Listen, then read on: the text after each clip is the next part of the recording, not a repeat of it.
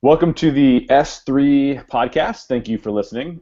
I really wanted to start a discussion about the relationship between art and culture. Most of the time, art becomes entertainment, and when that happens, we sometimes neglect to really dig deeper into it in order to understand how that art interprets the world around us. And this is especially true when it comes to comics, sci-fi, and fantasy. And oftentimes, we don't really stop to ask ourselves what these creative works reveal about the world around us.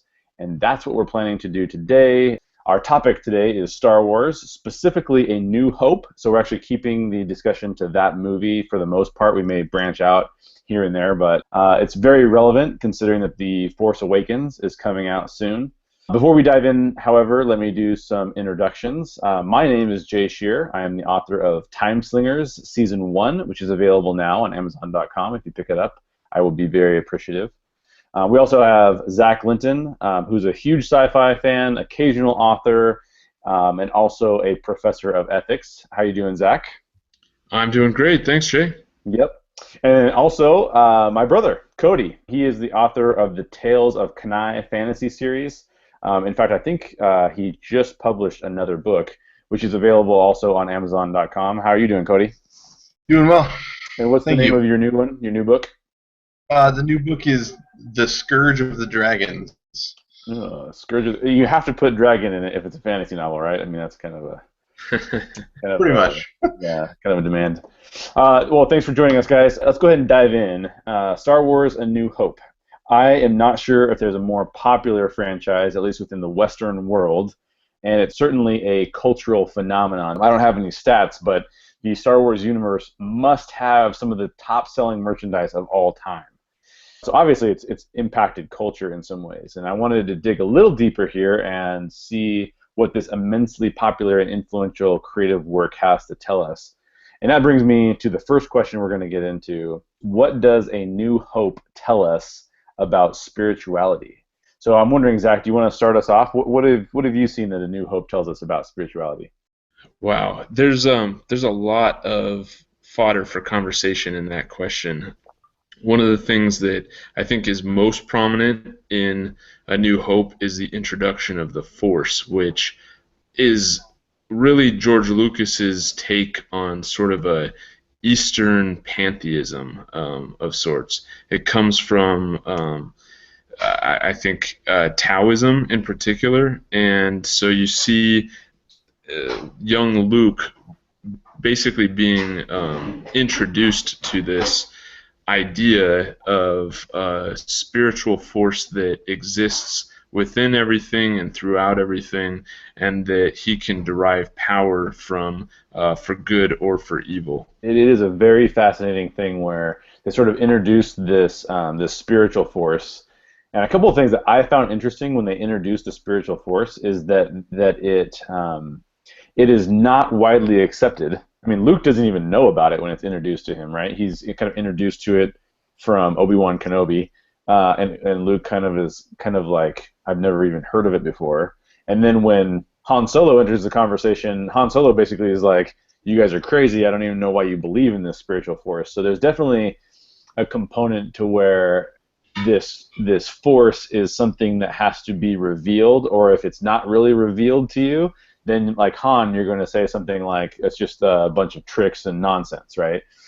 So Cody, what about you? What are some of the things that you've seen when it comes to the spirituality of A New Hope? Well, one of the things that I find interesting, and this is mainly prior to the prequels and everything, they don't really tell you who can and can't learn to use the Force.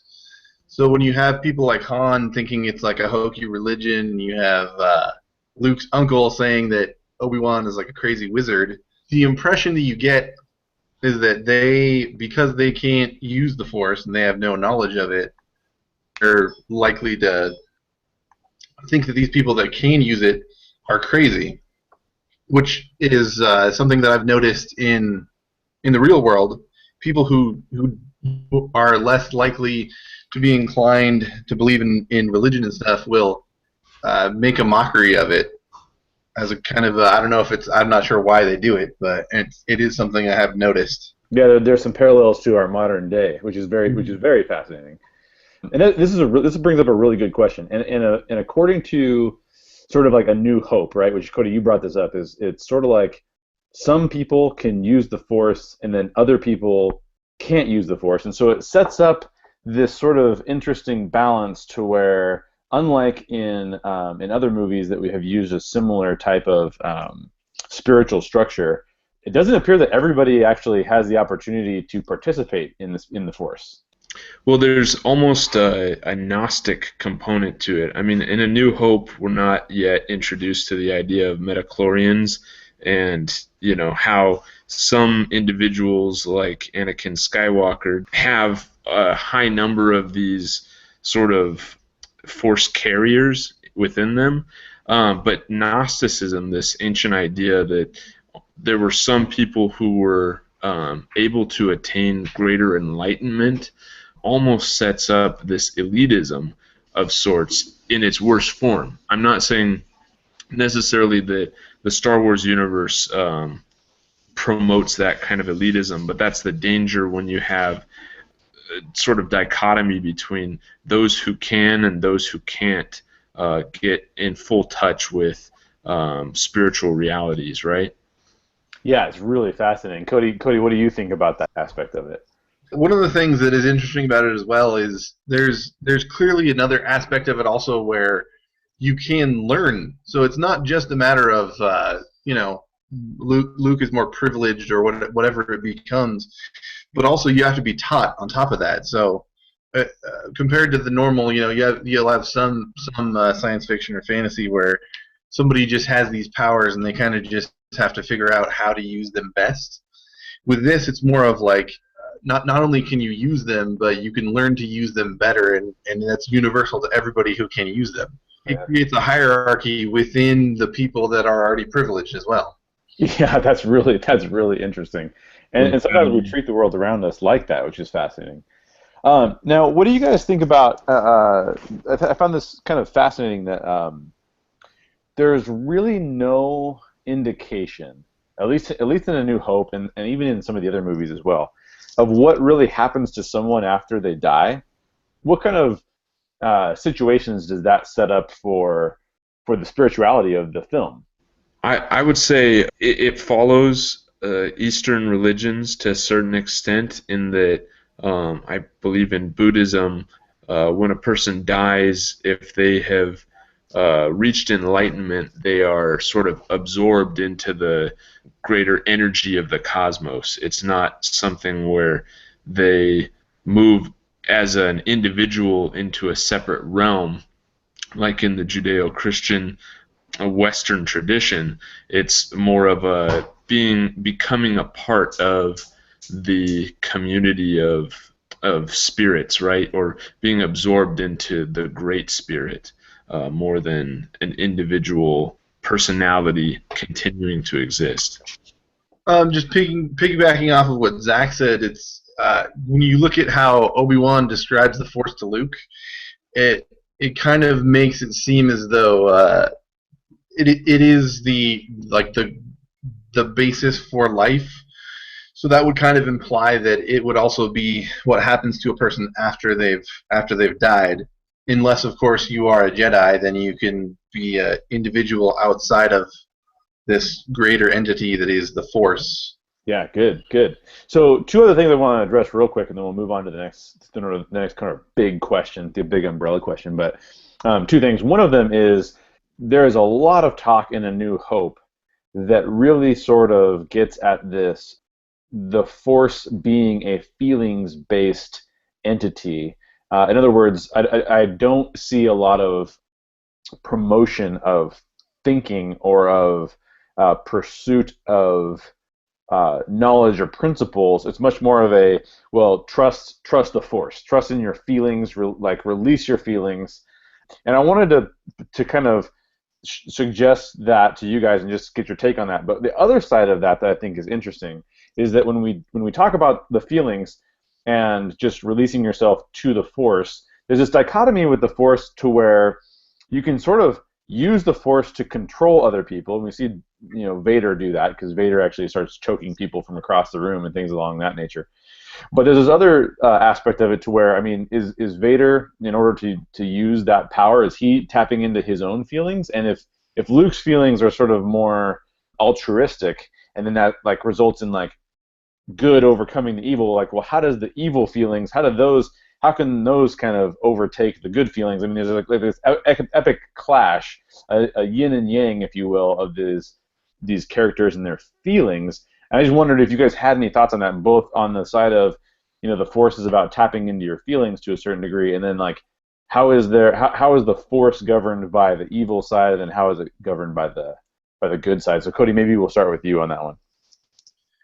Well, and this mostly just applies to A New Hope because it gets a little bit more convoluted as you add in the other movies. But in A New Hope, it definitely seems like the dark side is more of a attempt to control the Force, where the light side is more of a using the Force, not necessarily controlling it, but doing what the Force wants you to do.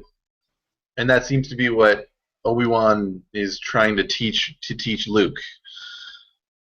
I believe that it is Obi-Wan that makes the comment that our eyes deceive us.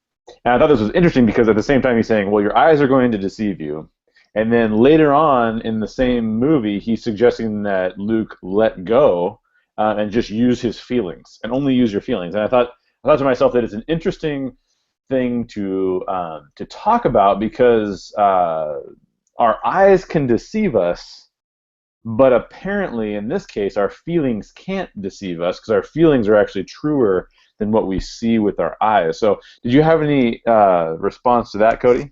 Well, I mean, it definitely seems to paint the picture that Obi-Wan believes that there is a connection between Luke and the Force, and the best way to harness that connection is through his feelings as opposed to his senses. Right, exactly. And so it's kind of like this whole dynamic of like our senses can deceive us, and then can our feelings deceive us as well, or are our feelings the truth? Let's move on to the next question. I think that we discussed that one in pretty good depth. Question number 2, as it relates to New Hope, is that what does A New Hope have to say about human beings and their relationships? And this is the totality of relationships. So relationship between spirituality and the human, relationships between humans and other humans, and of course in Star Wars we're looking at humans and aliens, humans and droids, aliens and aliens, droids and droids, etc., because there's so many different sort of types of species. But what are some of the things that that A New Hope reveals about even the way that the world interacts or engages with one another? Cody, why don't we start with you this time? Well, I think one of the things that's definitely interesting is a lot of times in the movie you'll have people on both sides of the conflict will be reflecting one another, because you'll have somebody like Han Solo who is seemingly in it for the money, and then you'll have somebody like Greedo who his own name is based on the word greed, and yet one of them is good and one of them is bad. And you see this with a couple other characters as well, where although there does seem to be a baseline of you have certain people like Luke and Leia who they seem to be doing what they're doing not to gain power, but just for the good of everyone. And then you have some people who are evil who seem to be only interested in power. So there are certain traits that we see within people and certain goals, some of which are inherently evil, some of which it's not necessarily a matter of good and evil, but more of seemingly how you go about it, or even in some cases more like what side you're on. I would just say, you made me think of the apathy of some of the characters, like from Luke's uncle and his sort of desire to just, be left alone on his farm and not deal with what was clearly part of his history, right, as the sort of the adoptive parent of Luke Skywalker, to Han Solo and his opportunism. I mean, he's looking for a quick dollar, not to really help out the rebellion at the beginning of the movie. But you do see the influence that Obi-Wan and Luke have on Han as the story arc sort of shows a transition in his character from being a skeptic and opportunist to being someone who does buy into this greater ideal.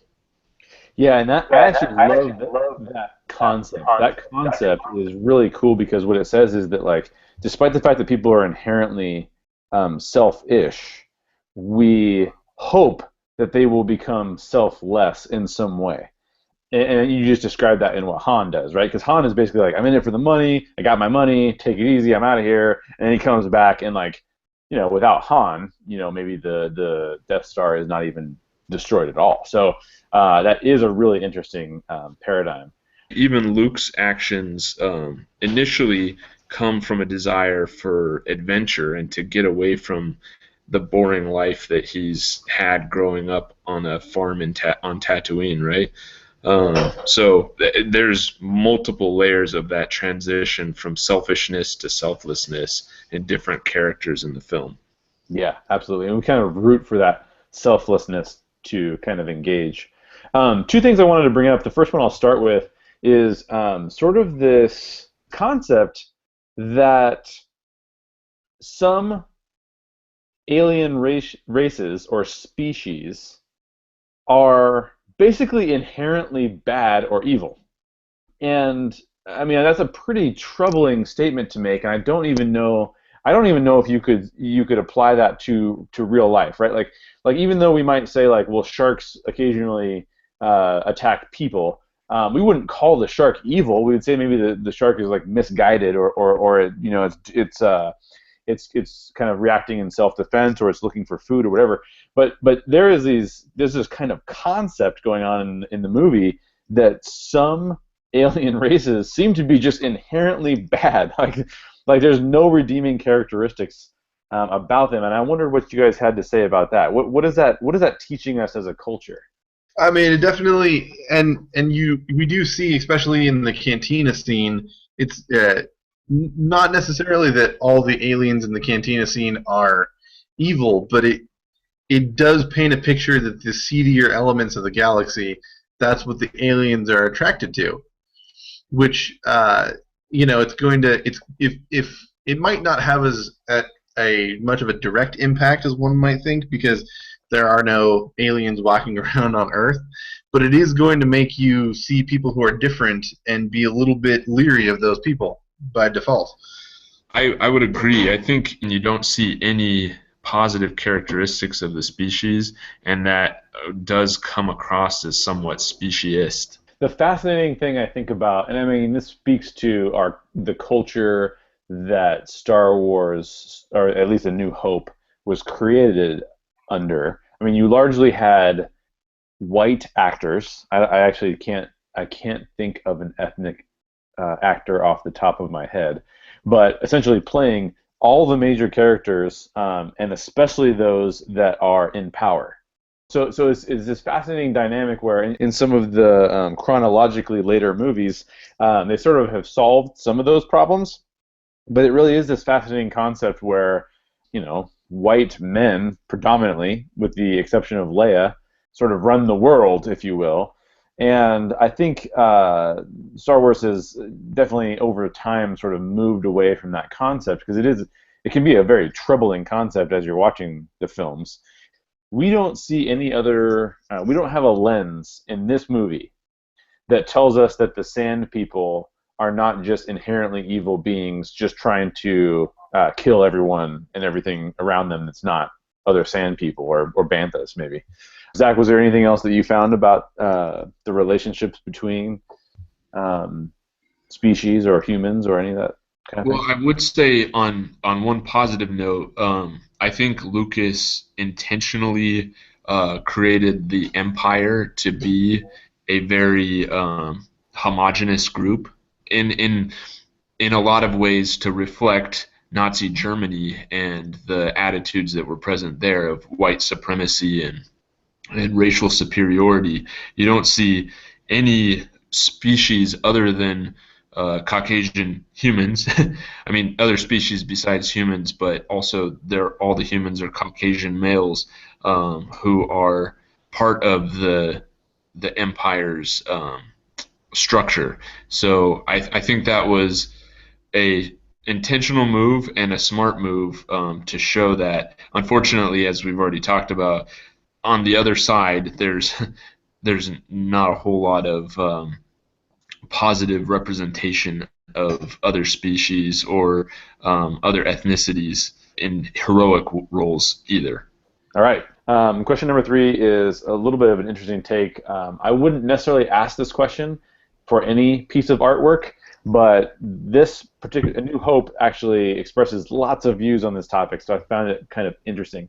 So question 3 is, what does A New Hope suggest to us about systems of government? Cody, do you want to start out and just start to tell us about what some of the things that you were pulling out of A New Hope as it refers to the government? Sure.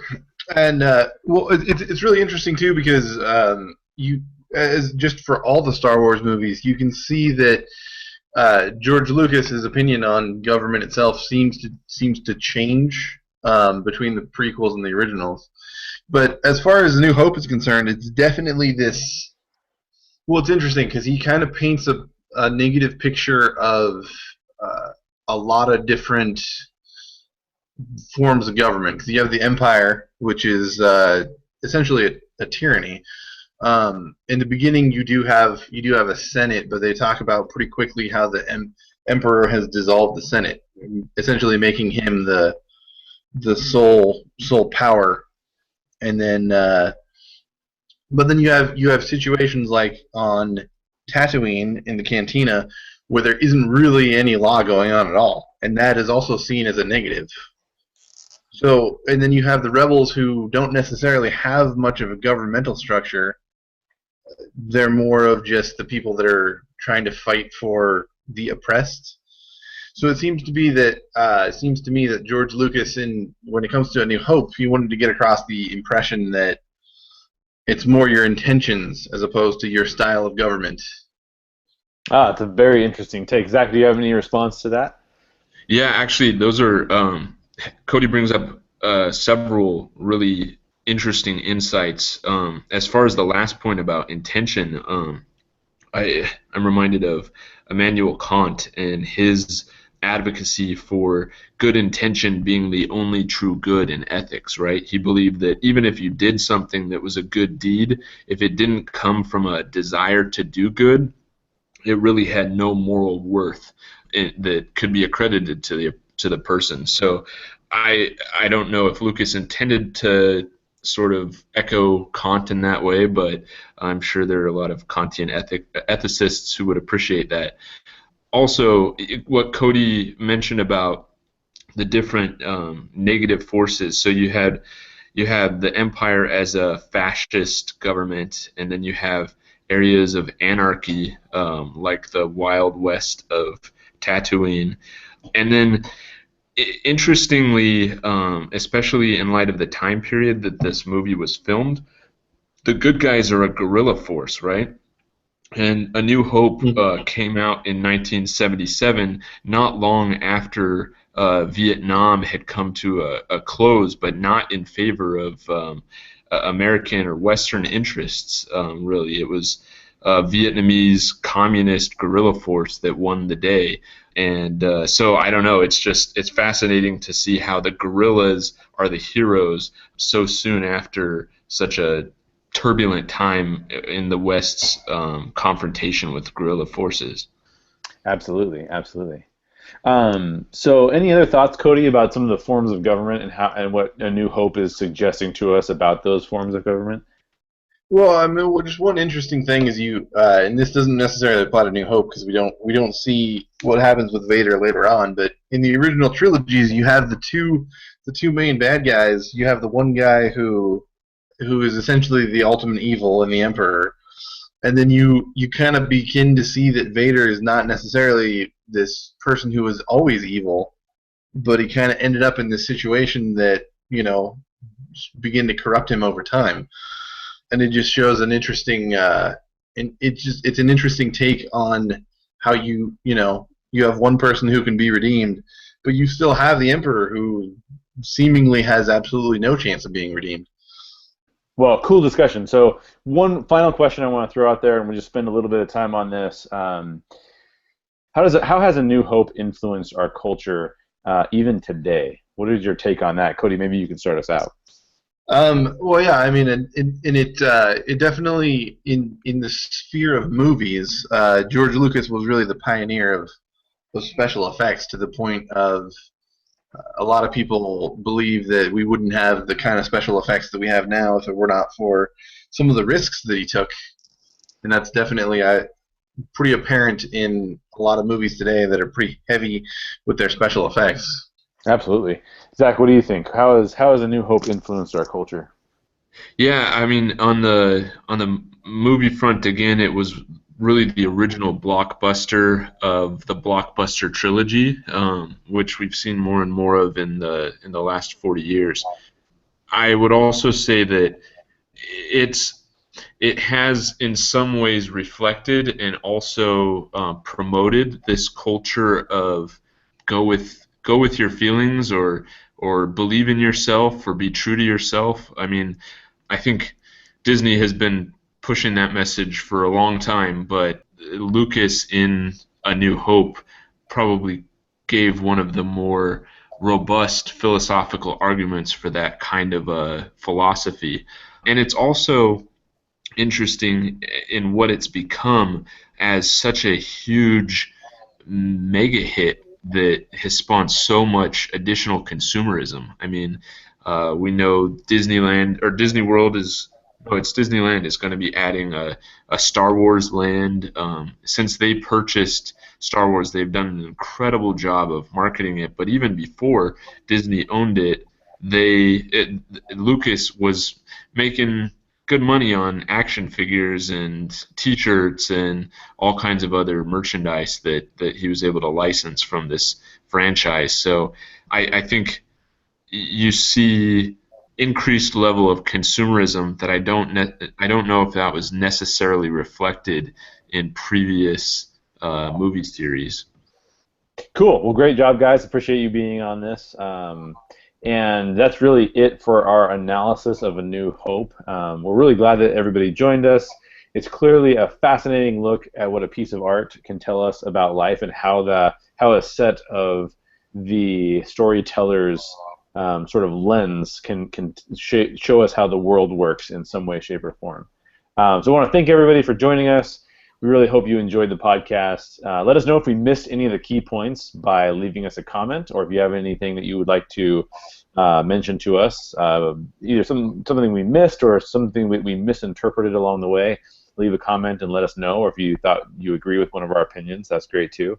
We would love for you to review the podcast as well. That would be we really appreciate that, and maybe even share it or refer it to your friends. If you're so inclined, you can head over to Amazon and pick up one of our books. So obviously for me it's Time Slingers, and then for Cody has the whole series of books of the Tales of Kenai and others. If you search for our names, I'm sure you can find it as well.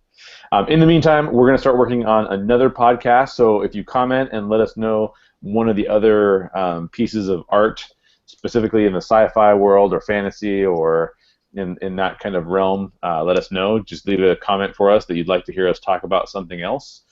Remember, our questions are always about spirituality, culture, and how art can inform those things. So thanks again for joining us, and we will see you all later.